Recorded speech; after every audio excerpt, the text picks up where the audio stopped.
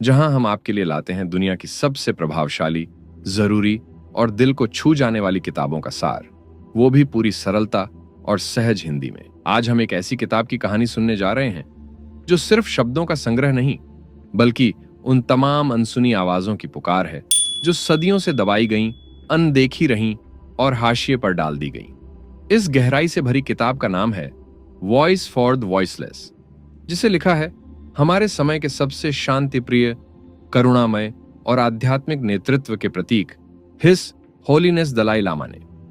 यह किताब सिर्फ उनकी जिंदगी की कहानी नहीं, बल्कि एक पूरे देश और उसकी संस्कृति की लड़ाई की गवाही है। दलाई लामा ने अपना जन्म स्थान, अपना देश तिब्बत, अपना राज्य और अपनी संस्कृति खो दी, लेकिन उन्होंने कभी अपने सिद्धांतों और मानवीय मूल्यों से समझौता नहीं किया। उनका जीवन अहिंसा, करुणा और सच्चाई के पथ पर चलने का अद्भुत उदाहरण है। यह कहानी है तिब्बत की आजादी की लड़ाई की, चीन के बर्बर अत्याचारों की, और एक ऐसे नेता की जो दुनिया को यह बताना चाहते हैं कि शांति और प्रेम ही सबसे बड़ी शक्ति है। आज इस वीडियो में हम जानेंगे दलाई लामा जी का बचपन, उनका आध्यात्मिक सफर, तिब्बत पर चीनी कब्जा और उनका निर्वासन, उनके संघर्ष के रास्ते और उनकी विश्व में फैलती करुणा की आवाज। साथ ही हम जानेंगे उनका वह साहसिक ऐलान जो चीन की हर चाल को चुनौती देता है कि अगला दलाई लामा चीन के बाहर जन्मेगा। दोस्तों, तिब्बत के लोगों की इस जद्दोजहद को जानना और समझना हम सभी की जिम्मेदारी है, क्योंकि यह सिर्फ एक राजनीतिक मुद्दा नहीं, बल्कि एक पूरे मानव इतिहास की लड़ाई है जिसमें आवाज दबाई जा रही है। इसलिए मेरी आपसे विनती है, इस वीडियो को ज्यादा से ज्यादा लोगों तक पहुंचाएं।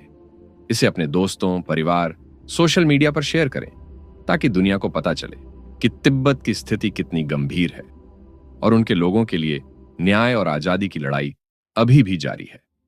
आइए हम सब मिलकर उन लोगों के लिए आवाज बने जिनकी आवाज दबाई जा रही है। तो चलिए शुरू करते हैं यह बेहद प्रेरणादायक और भावुक कहानी वॉइस फॉर द वॉइसलेस के साथ। दलाई लामा जी का जन्म 6 जुलाई 1935 को तिब्बत के एक छोटे से और शांत गांव ताकसेर में हुआ था। उनका असली नाम था ल्हामो थोंडुप। उनका परिवार साधारण था, किसान और घोड़े पालने वाले लोग। जीवन में शायद वे भी साधारण ही जीवन बिताने वाले थे, लेकिन किस्मत ने उनके लिए कुछ बहुत बड़ा और अलग लिखा था। जब ल्हामो सिर्फ 2 साल के थे, तब तिब्बती धर्म और संस्कृति के अनुसार पिछले दलाई लामा के पुनर्जन्म की तलाश शुरू हुई। यह एक बेहद रहस्यमय और पवित्र प्रक्रिया थी।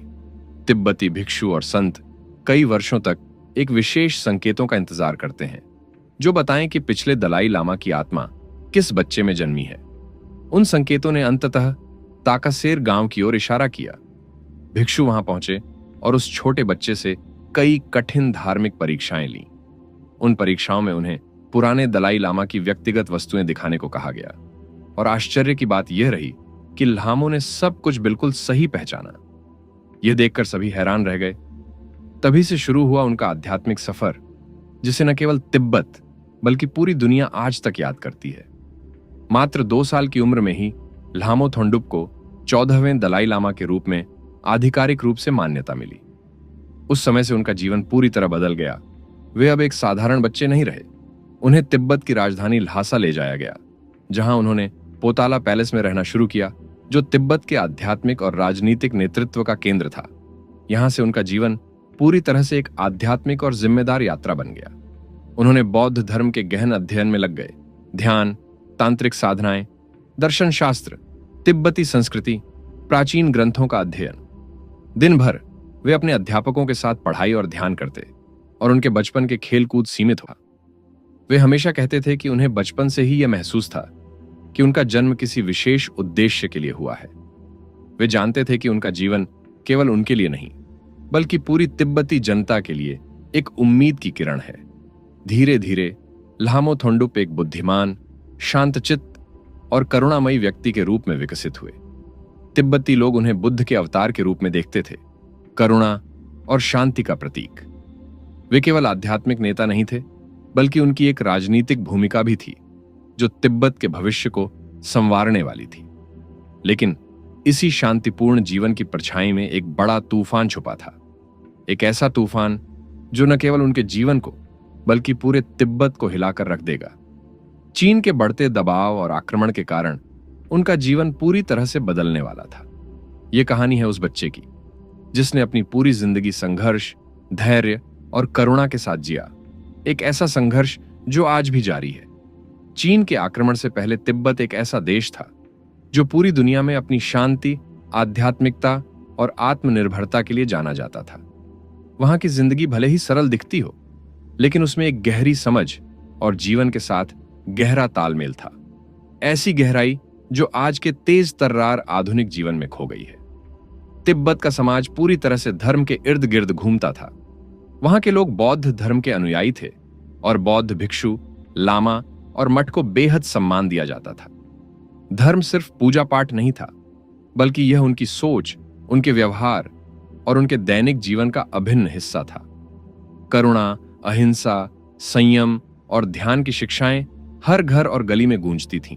तिब्बत की राजधानी ल्हासा सिर्फ एक राजनीतिक केंद्र नहीं, बल्कि एक जीवंत आध्यात्मिक स्थल थी। यहां स्थित पोताला पैलेस दलाई लामा का निवास था और यह महल तिब्बती संस्कृति, शक्ति और आध्यात्मिकता का प्रतीक था। इस महल के भीतर शासन के साथ साथ ध्यान और ज्ञान की गंगा बहती थी। तिब्बत की शासन व्यवस्था अनोखी थी। दलाई लामा न केवल धार्मिक गुरु थे, बल्कि वे तिब्बत के राजनीतिक नेता भी थे। उनका काम सिर्फ सरकार चलाना नहीं था, बल्कि नैतिकता और आध्यात्मिक संतुलन को बनाए रखना भी था। हालांकि तकनीकी रूप से तिब्बत बहुत विकसित नहीं था, परंतु वहां के लोग आत्मिक रूप से बेहद समृद्ध थे। उनका जीवन प्रकृति के साथ घुल मिल गया था। खेत, पहाड़, नदियां और जानवर उनकी जिंदगी का हिस्सा थे। उनकी सीमाएं सख्त थीं, लेकिन दिल बहुत खुले थे। वहां की भाषा शांति थी और वहां की सांस आध्यात्मिक ध्यान थी। लेकिन यह शांतिपूर्ण जीवन ज्यादा देर तक नहीं टिक पाया। 1949 में उसकी आजादी को नकारना शुरू कर दिया। तिब्बत की मासूम, धर्मपरायण जनता को समझने में थोड़ा वक्त लगा कि क्या होने वाला है, और जब दैव शांति का उदाहरण था, अब एक बड़ी लड़ाई की राह पर चल पड़ा था। साल था 1950। तिब्बत की शांत वादियों में जैसे कोई बड़ा तूफान धीरे, जिसे माओ जे तुंग के नेतृत्व में नई ताकत मिली थी, अब अपने विस्तारवादी एजेंडे की ओर बढ़ रही थी। और उनकी पहली नजर पड़ी तिब्बत पर। चीन ने यह दावा किया कि तिब्बत हमेशा से चीन का हिस्सा रहा है, जबकि ऐतिहासिक और सांस्कृतिक रूप से तिब्बत सदियों से एक स्वतंत्र राष्ट्र की तरह रहा था। वहां की शासन प्रणाली, धर्म, भाषा, रीति रिवाज सब कुछ अलग था। अक्टूबर 1950 में बिना किसी पूर्व चेतावनी के चीन की सेना, जिसे पीपल्स लिबरेशन आर्मी कहा जाता है, तिब्बत में घुस आई। यह कोई आम सैन्य कार्रवाई नहीं थी, बल्कि यह तिब्बत की आत्मा पर हमला था। उस समय दलाई लामा जी सिर्फ 15 साल के थे। इतनी छोटी उम्र में उन पर न केवल धार्मिक नेतृत्व का भार था, बल्कि अब राजनीतिक निर्णयों की भी जिम्मेदारी आ गई थी। और यह कोई आसान समय नहीं था। चारों ओर डर, भ्रम और घबराहट का माहौल था। तिब्बती सेना कमजोर और सीमित थी, जबकि चीन के पास आधुनिक हथियार, बड़ी संख्या में सैनिक और राजनीतिक चालाकियां थीं। तिब्बत ने कोशिश की कि किसी तरह इस टकराव से बचा जाए। उन्होंने चीन से शांति वार्ता का प्रस्ताव रखा, लेकिन चीन का मकसद स्पष्ट था, तिब्बत पर पूर्ण नियंत्रण। 1951 में जबरदस्ती एक 17 सूत्रीय समझौते पर हस्ताक्षर करवाए गए। व्यवहारिक रूप से चीन ने धीरे धीरे वहां की आजादी को खत्म करना शुरू कर दिया। दलाई लामा जी ने एक आशा के साथ 1954 में चीन की यात्रा की, जहां उनकी मुलाकात माओ जे तुंग और दूसरे कम्युनिस्ट नेताओं से हुई। उन्होंने देखा कि चीन आधुनिकता की बात करता है, लेकिन उसकी सोच में करुणा और स्वतंत्रता के लिए कोई स्थान नहीं है। माओ ने एक बार दलाई लामा से कहा था, धर्म जर है। यह एक ऐसी बात थी जो दलाई लामा जी के हृदय को चीर गई। जिस धर्म को वे जीवन का सार मानते थे, उसे चीन केवल एक रुकावट समझता था। यही वह समय था जब दलाई लामा को यह महसूस हुआ कि केवल शांति की बात करने से बात नहीं बनेगी। उन्हें अपने लोगों की रक्षा के लिए कुछ बड़ा करना पड़ेगा। लेकिन वे हिंसा का रास्ता कभी नहीं अपनाना चाहते थे। इसलिए उन्होंने संयम, संवाद और अंतर्राष्ट्रीय समर्थन का मार्ग चुना।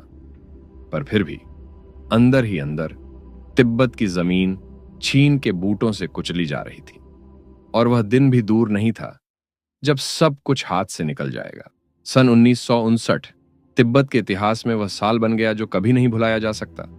पिछले कई वर्षों से चीन का दबाव लगातार बढ़ता जा रहा था। तिब्बती जनता अब डर और अपमान के साए में जी रही थी। धार्मिक स्वतंत्रता पर अंकुश, मठों को तोड़ना, भिक्षुओं को गिरफ्तार करना, जन आंदोलन शुरू हुआ। लाखों तिब्बती नागरिकों ने दलाई लामा के आवास के बाहर एकत्र होकर यह संकल्प लिया कि वे अपने आध्यात्मिक गुरु को चीन के हाथों में नहीं जाने देंगे। उन्हें डर था कि चीन दलाई लामा को बंदी बनाकर अपने तरीके से इस्तेमाल करेगा। स्थिति इतनी गंभीर हो चुकी थी कि ल्हासा में कभी भी हिंसा भड़क सकती थी।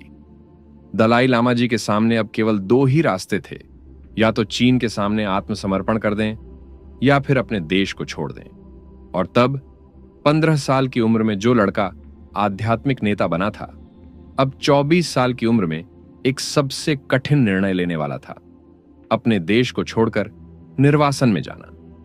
दलाई लामा जी ने भेष बदलकर रात के अंधेरे में ल्हासा से निकलने की योजना बनाई।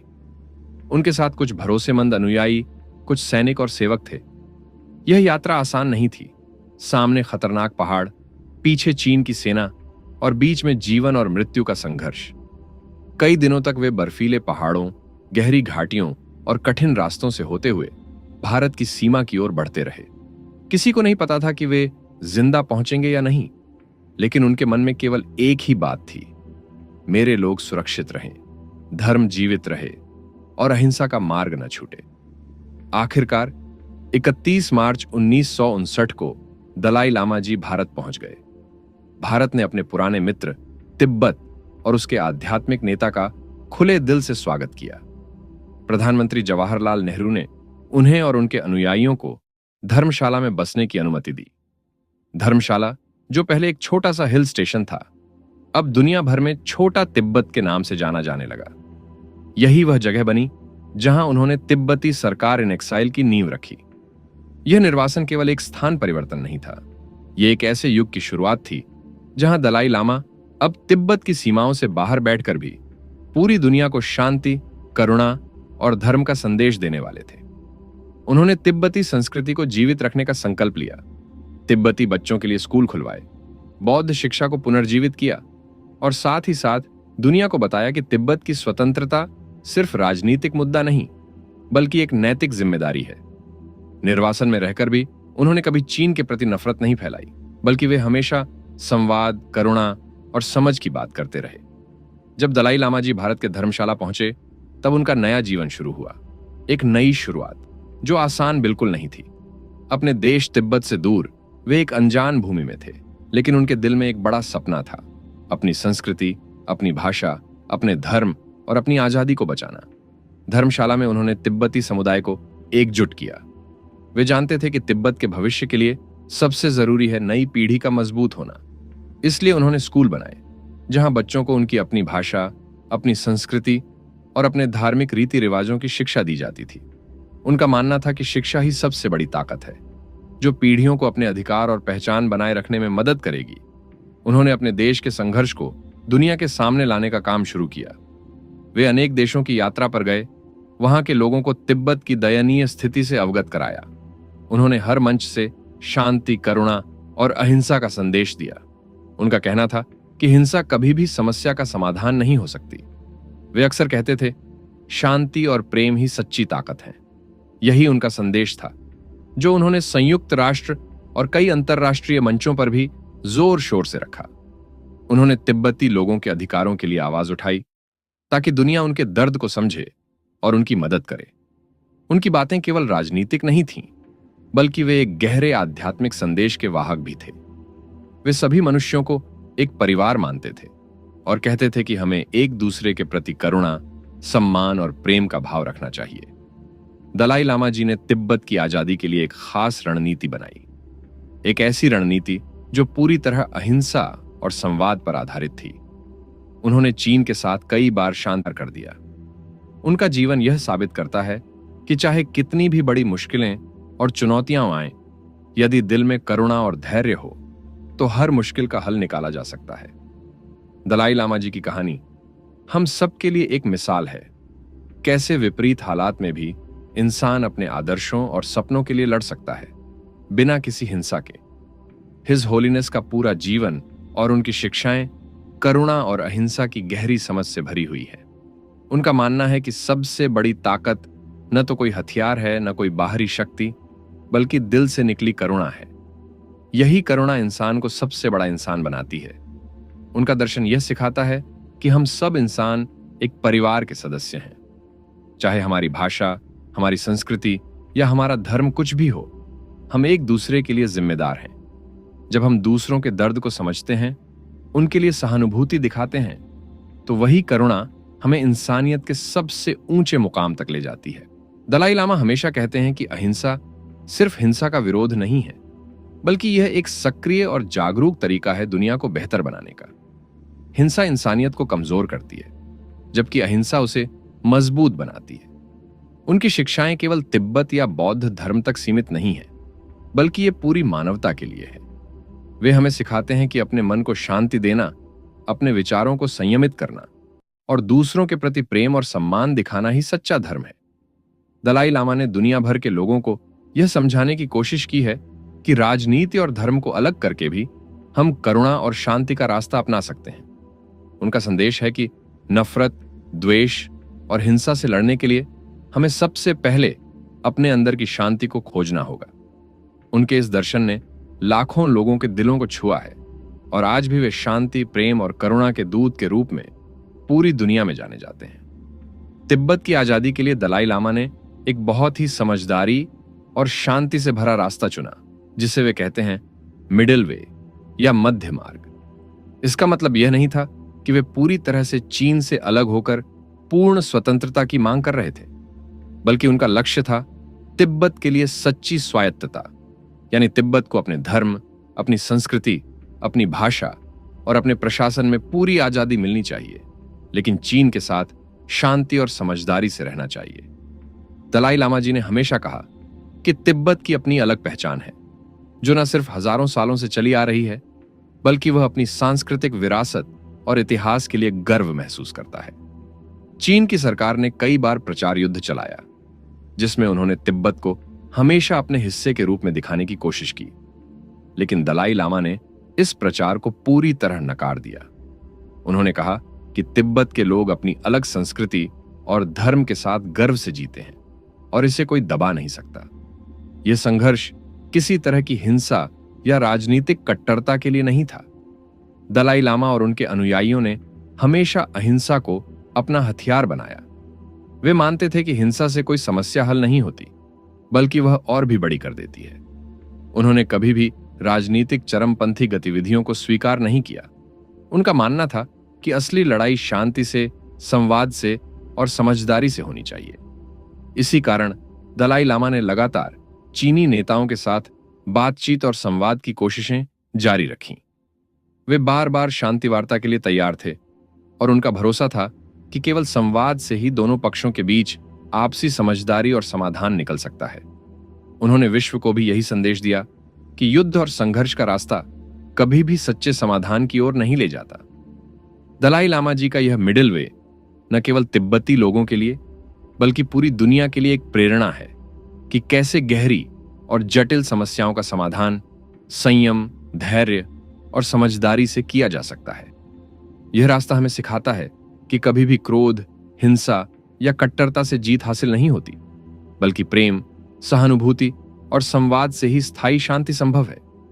चीन ने तिब्बत पर कब्जा जमाने के बाद एक बहुत ही सख्त और सोच समझकर बनाई गई रणनीति अपनाई, जो तिब्बती संस्कृति और धर्म के लिए बहुत ही घातक साबित हुई। यह रणनीति केवल राजनीतिक नियंत्रण तक सीमित नहीं थी, बल्कि इसका उद्देश्य तिब्बत की पूरी सांस्कृतिक और धार्मिक पहचान को खत्म करना था। चीन सरकार ने तिब्बत के मठों को, जो वहां के आध्यात्मिक और सांस्कृतिक केंद्र थे, निशाना बनाया। कई मठों को तोड़ा गया या बंद कर दिया गया। हजारों भिक्षुओं को गिरफ्तार किया गया और उनकी धार्मिक स्वतंत्रता पर पूरी तरह पाबंदी लगाई गई। इस सांस्कृतिक नरसंहार का मकसद था तिब्बत की पुरानी विरासत को मिटा देना और वहां के लोगों को चीनी संस्कृति में पूरी तरह घोल देना। चीन ने तिब्बत में सर्वेक्षण, दमन और फोर्स्ड असिमिलेशन की नीति लागू की। इसका मतलब था कि तिब्बती लोगों पर कड़ी नजर रखी जाती थी, उनकी आजादी को बहुत सीमित कर दिया गया और उन्हें मजबूर किया गया कि वे चीनी भाषा बोलें, चीनी रीति रिवाज अपनाएं और चीनी सोच के अनुसार जिएं। तिब्बती लोगों का अपना धर्म, अपनी संस्कृति और अपनी पहचान धीरे धीरे खतरे में पड़ने लगी। बच्चे अपनी भाषा बोलने से डरने लगे, धार्मिक समारोह छुपकर करने पड़े और जो भी अपनी संस्कृति बचाने की कोशिश करता उसे दबा दिया जाता। लेकिन इन सब कठिनाइयों और अत्याचारों के बीच दलाई लामा ने कभी हार नहीं मानी। उन्होंने दिखाया कि असली शक्ति बाहरी हथियारों में नहीं, बल्कि अंदर की आत्मा की शांति और नैतिक दृढ़ता में होती है। उदाहरण दिया, वह पूरी दुनिया के लिए एक प्रेरणा बन गया। दलाई लामा जी ने हमेशा अहिंसा का रास्ता चुना। उन्होंने तिब्बती लोगों को भी बार बार हिंसा से दूर रहने की सीख दी, क्योंकि उनका मानना था कि हिंसा से कोई स्थायी समाधान नहीं निकलता। वे कहते थे कि शांति, करुणा और धैर्य ही सबसे बड़ी ताकतें हैं। उन्होंने दुनिया को यह भी दिखाया कि एक शांतिपूर्ण और करुणामय नेतृत्व ही सबसे बड़े अत्याचारों और चुनौतियों का सामना कर सकता है। उनका जीवन और उनका संघर्ष हमें यह सिखाता है कि जब तक हमारे अंदर आत्मा की शांति और नैतिक मजबूती बनी रहे, तब तक कोई भी दमन या अत्याचार हमें हरा नहीं सकता। दलाई लामा जी के नेतृत्व की सबसे खास और अनोखी बात उनकी पुनर्जन्म की परंपरा है। तिब्बती बौद्ध धर्म में यह विश्वास गहरा है कि दलाई लामा की आत्मा जब इस शरीर को छोड़ती है तो वह एक नए शरीर में फिर से जन्म लेती है। इसलिए हर दलाई लामा के बाद एक नया दलाई लामा आता है, जो पिछले दलाई लामा की आत्मा का नया अवतार माना जाता है। इस पुनर्जन्म की खोज और पहचान का काम बड़े ही धार्मिक और आध्यात्मिक रीति रिवाजों के तहत किया जाता है।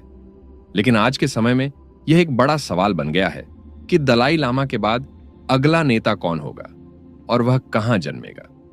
यह सवाल सिर्फ तिब्बती समुदाय ही नहीं, बल्कि पूरी दुनिया के लिए भी महत्वपूर्ण है, क्योंकि दलाई लामा का नेतृत्व केवल तिब्बत के लिए नहीं, बल्कि शांति और करुणा के वैश्विक प्रतीक के रूप में जाना जाता है। दलाई लामा जी ने अपने जीवन काल में स्पष्ट रूप से कहा है कि उनका अगला पुनर्जन्म चीन के बाहर ही होगा।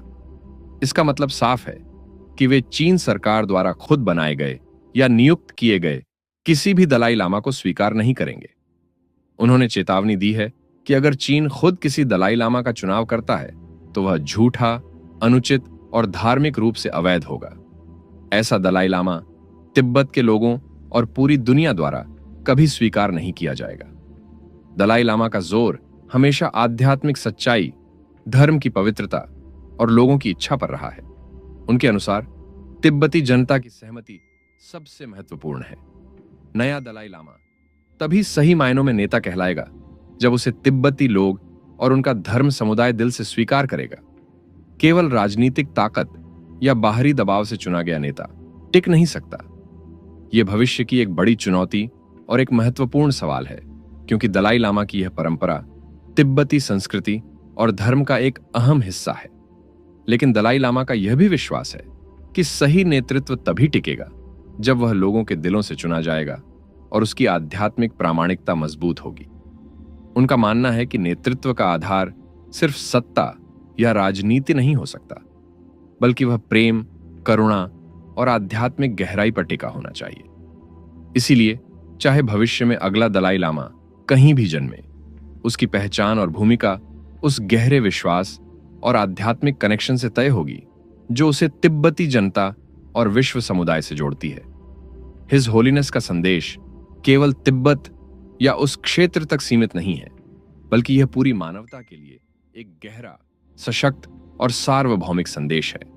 वे हमें याद दिलाते हैं कि चाहे हम किसी भी भाषा, धर्म, संस्कृति या देश से हों, हम सब एक ही मानव परिवार के सदस्य हैं। उनकी शिक्षाएं हमें एकजुट होने, सहानुभूति और करुणा की भावना को अपनाने के लिए प्रेरित करती है। वे कहते हैं कि मानवता का असली आधार यही एकता और प्रेम है जो हमें एक दूसरे से जोड़ता है। दलाई लामा जी ने बार बार यह बात कही है कि हर देश और समुदाय की अपनी अलग संस्कृति, परंपराएं और मानव अधिकार होते हैं जिनका सम्मान करना बेहद जरूरी है। वे मानते हैं कि अपनी जड़ों और विरासत को बचाए रखना ही किसी भी व्यक्ति या समुदाय की सच्ची पहचान होती है। जब हम अपनी सांस्कृतिक धरोहर को समझते और संजोते हैं, तभी हम अपने अस्तित्व को मजबूत करते हैं। इसकी अनदेखी या इसे नुकसान पहुंचाना न केवल उस समुदाय के लिए बल्कि पूरे मानव समाज के लिए खतरा है। इसलिए वे जोर देते हैं कि विभिन्नता में भी हमें एक दूसरे के अधिकारों का सम्मान करना चाहिए। तिब्बत का संघर्ष आज भी विश्व के लिए राजनीतिक संघर्ष नहीं है, बल्कि यह संस्कृति, आजादी, आत्मसम्मान और मानव गरिमा की लड़ाई है। यह हमें यह सिखाता है कि दमन, अत्याचार या जबरदस्ती का जवाब कभी भी हिंसा से नहीं देना चाहिए। असली जवाब शांति, करुणा, सहिष्णुता और समझदारी का अहिंसा का रास्ता चुना जा सकता है। उन्होंने अपने जीवन में बार बार यह दिखाया कि सबसे बड़ी ताकत हथियारों या राजनीतिक दबाव में नहीं, बल्कि मनुष्य के दिल में रहने वाले प्रेम, करुणा और धैर्य में है। उन्होंने कहा था, मेरे कोई दुश्मन नहीं है, केवल वे इंसान हैं जिनके विचार मुझसे अलग हैं। यही उनका सबसे बड़ा और शक्तिशाली संदेश है। भले ही हम सोच, मान्यताओं या संस्कृतियों में अलग हों, हम सब इंसान हैं। इसलिए हमें एक दूसरे के प्रति सम्मान, समझदारी और सहानुभूति दिखानी चाहिए। इसी से दुनिया में शांति और एकता आएगी। दलाई लामा जी का यह संदेश आज के विश्व के लिए एक बड़ी सीख है, जहां कई जगह पर नफरत, असहिष्णुता और विवाद बढ़ रहे हैं। वे हमें याद दिलाते हैं कि मानवता की असली शक्ति प्रेम और करुणा में है, जो किसी भी सीमा, धर्म या जाति को पार कर जाती है। यही कारण है कि वे आज भी विश्व भर में शांति और अहिंसा के दूत के रूप में पहचाने जाते हैं और उनका संदेश हर दिल तक पहुंचता है।